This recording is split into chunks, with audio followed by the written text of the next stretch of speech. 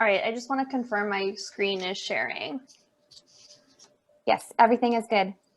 Perfect, thank you.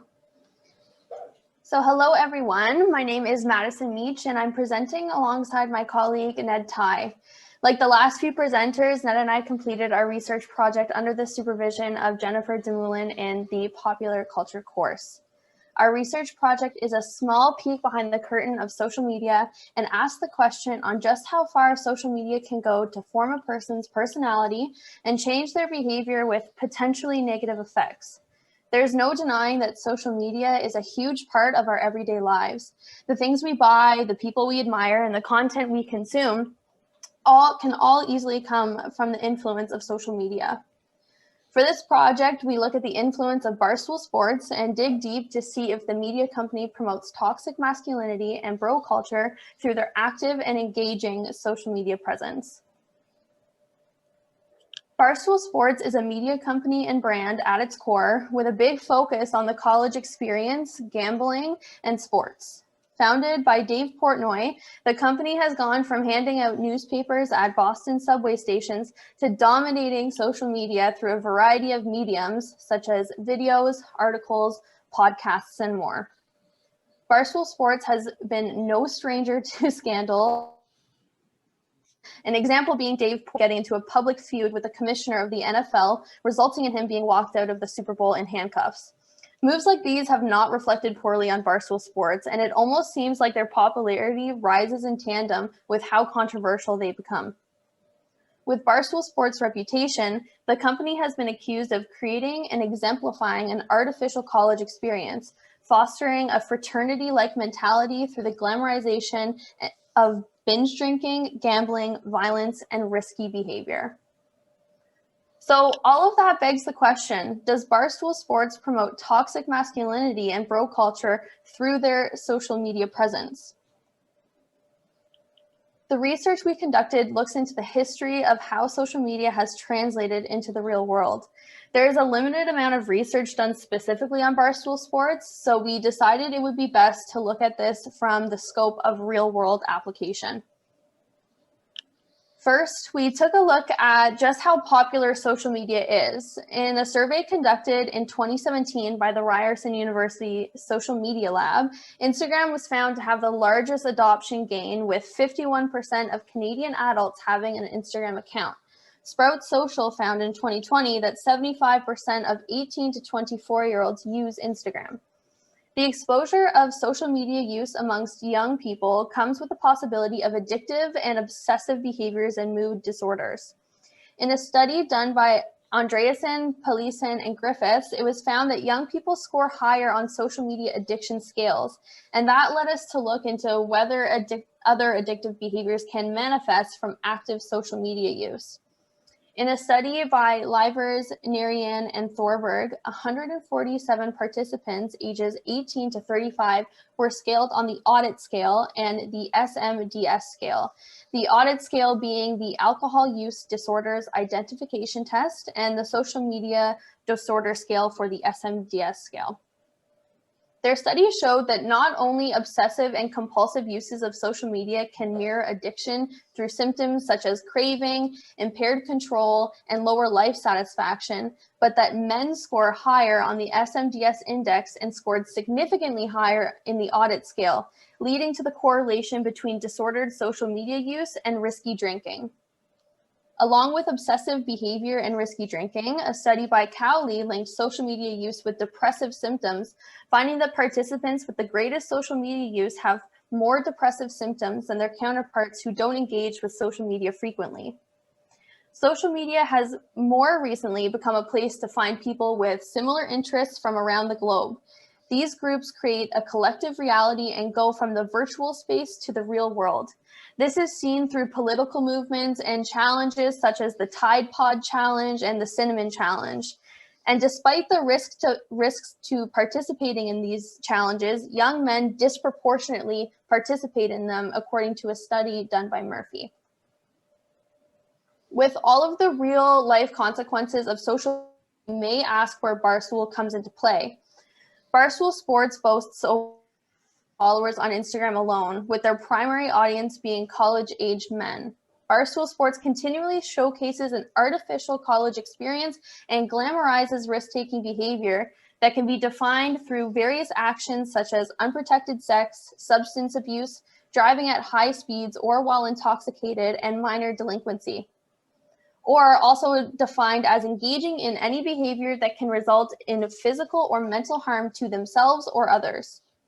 Risk-taking behaviors links to toxic masculinity and this is defined through behaviors, but are not limited to the expectations of masculinity, maximizing sexual partners, physical appearance, and macho, according to Monaghan.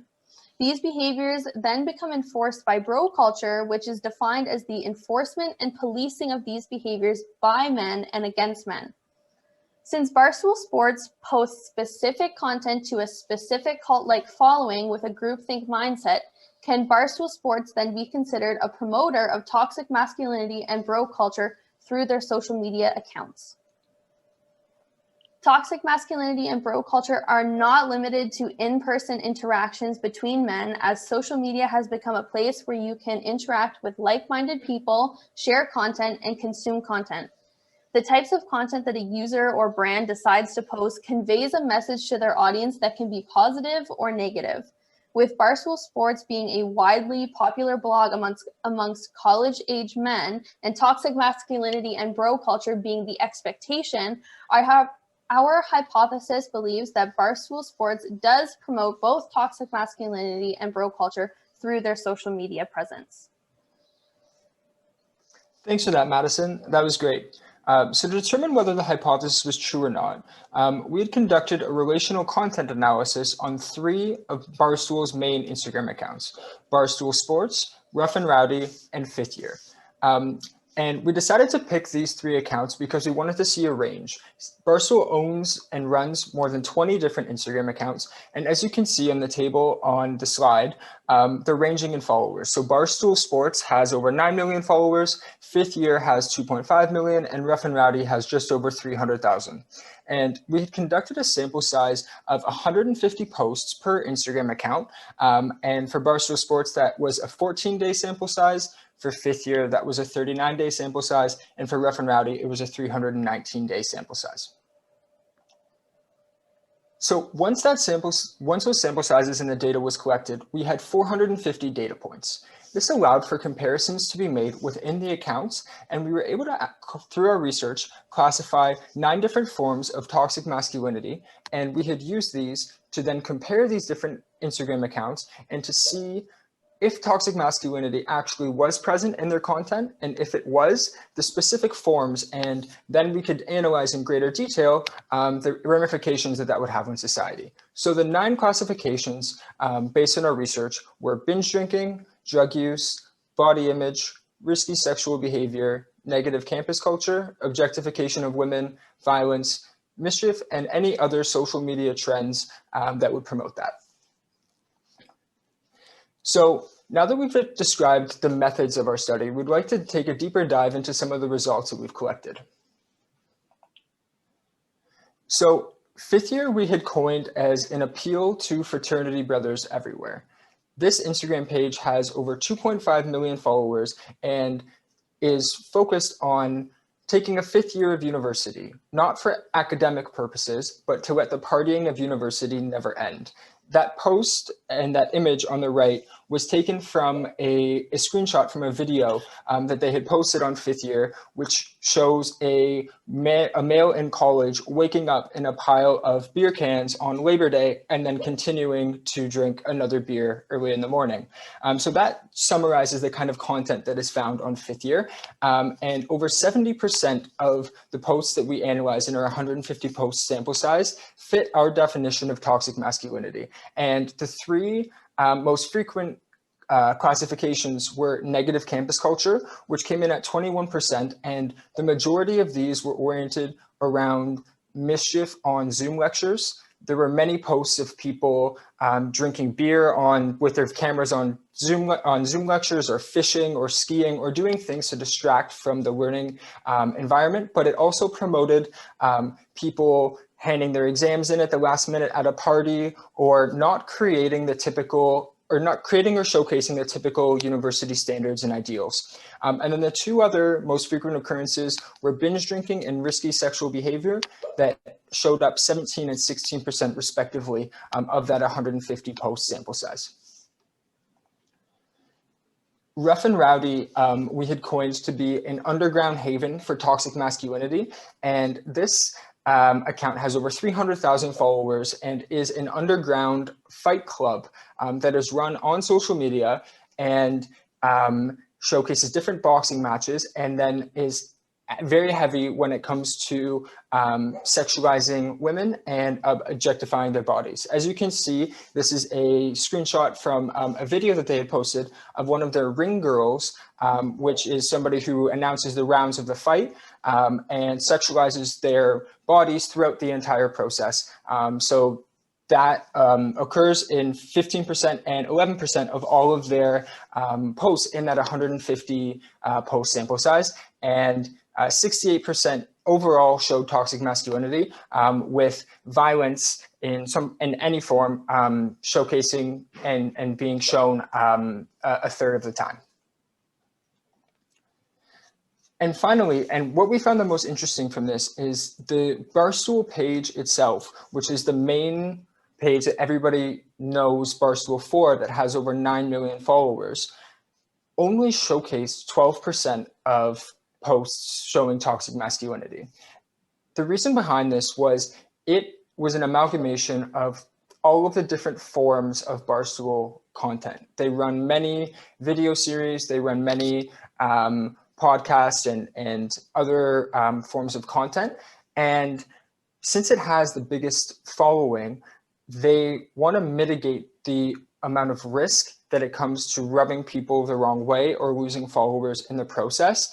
And they have their different sub Instagram accounts, such as Rough and Rowdy and Fifth Year, to be able to glamorize and promote that culture of toxic masculinity and bro culture. So as a result, it's only showcasing 12% of toxic masculinity, and binge drinking showcased in 5% of the posts, and then risky sexual behavior and body image were 4% and 3% respectively. And then this is an image of Dave Portnoy, who is the founder, at his pizza review series, where he goes across the country checking out different pizza places and giving a review. And this summarizes that, I think, to a T, and the comparison between the Barstool Sports content and the content that I showed previously in the past few slides is a great distinction. So to conclude, it is clear that the hypothesis was correct, as toxic masculinity and bro culture are heavily portrayed in Barstool-run Instagram accounts, namely in Fifth Year and Rough and Rowdy. We must state that we were biased when we were conducting this report, as both Madison, Meech, and I had used Barstool previously, and we were limited in scope to the one semester that we had. However, if we were to continue the study, we think that it would be beneficial to do a content analysis of toxic masculinity within Barstool's podcasts, as those are very popular and are, I think, what many people view Barstool and know Barstool as, and those are Spit and Chicklets, Call Her Daddy, and BFFs. And then another way that this could be furthered is through analyzing how toxic masculinity and Barstool has changed since they've been acquired for $150 million for 36% of their company in January of 2020. And then also to analyze how toxic masculinity that was caused from social media has impacted society as a whole. Thank you for listening. We really appreciate it. And we also really appreciate Jen for taking all of the time that she has throughout the semester to help us with video calls and really helping us develop our project into what we were able to present it to you guys today. So thank you for that. If you would like to follow up with us after the conference or ask any questions offline, our contact information is on the slide. And then we're also open to taking any questions. So thank you for listening. Thank you very much, Madison and Ned, for that very interesting presentation. So we have time for one question right now, and then we have one final presentation on this panel, and we'll be able to take more questions to all of the panelists. Are there any questions for Madison and Ned about their project and Barstool Sports? You can use either the chat or you can raise your hand to ask a question.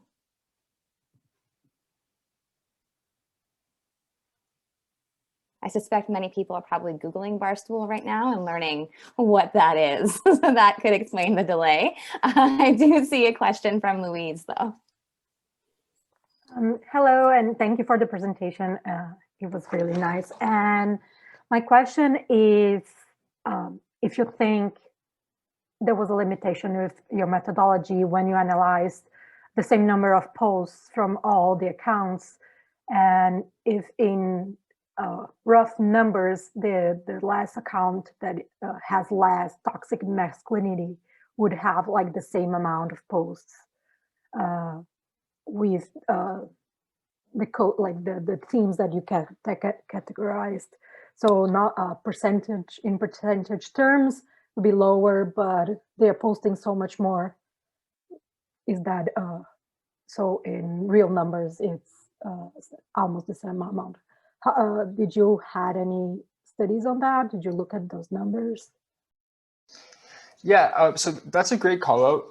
You know, as you mentioned, Barstool Sports has over 10,000 posts. You know, whereas some of the other ones only have 1,000. So that's a really good point there.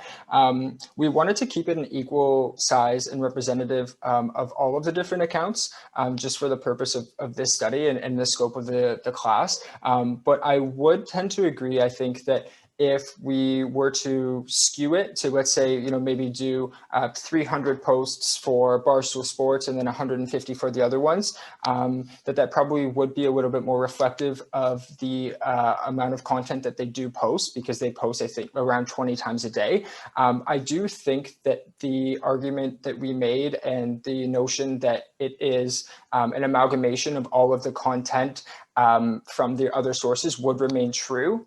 I do think that the percentages probably would skew a couple percent, but the gist of the argument would remain the same.